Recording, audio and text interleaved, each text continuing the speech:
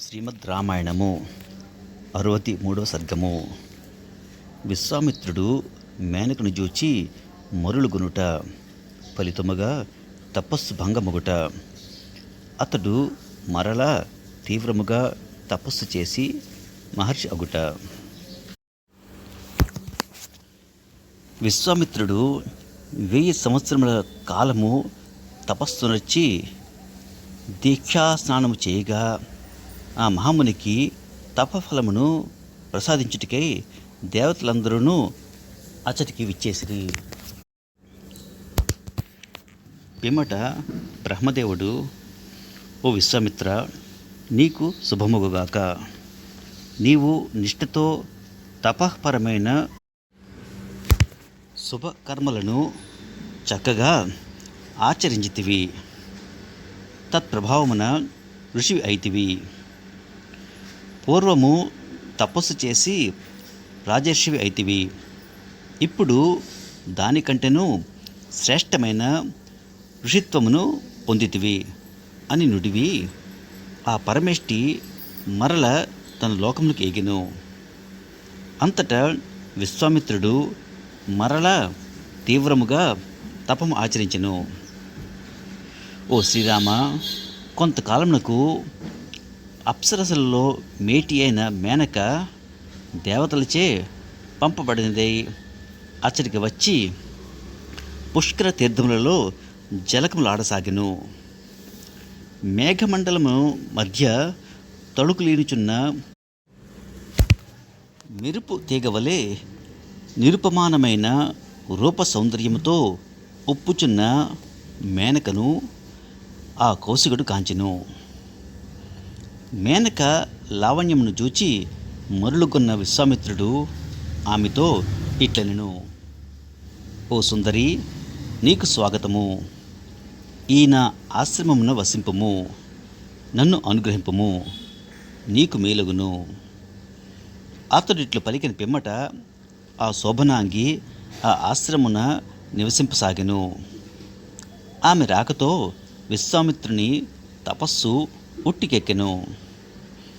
ఆ మున్యాశ్రమం నందు మేనక 10 సంవత్సరముల పాటు సుఖముగా గడిపెను.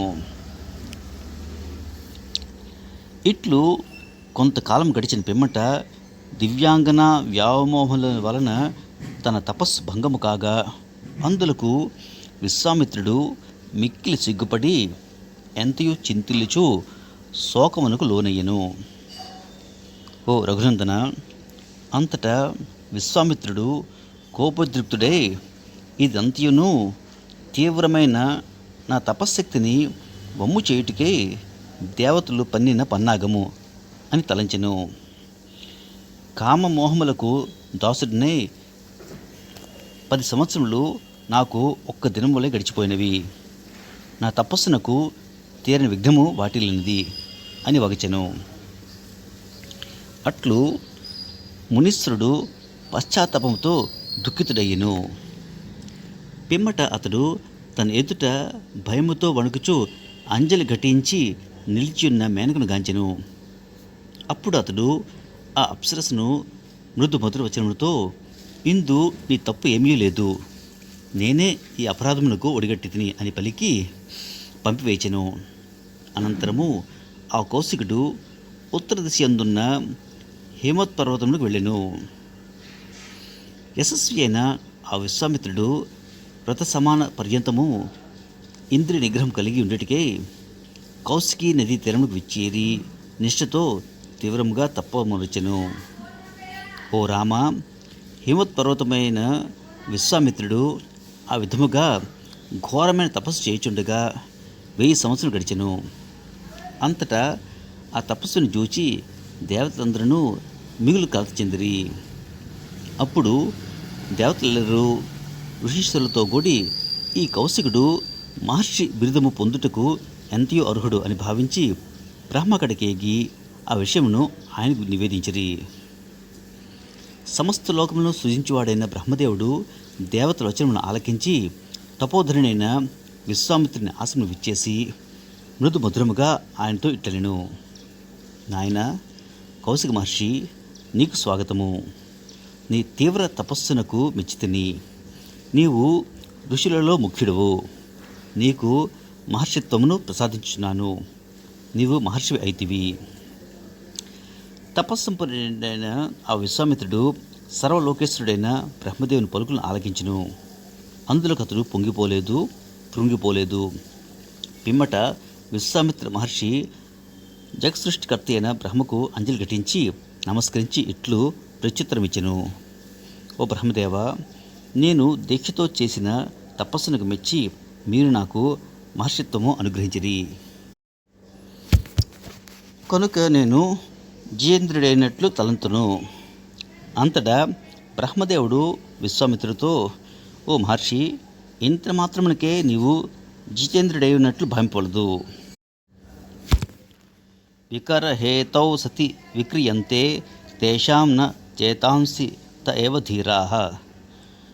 మనోవికారములు గూర్చు మనస్సు చలింపజేయనట్టి బలీయమైన పరిస్థితులు ఎదురైనప్పుడు చలింపక ఉండువాడే జితేంద్రుడు.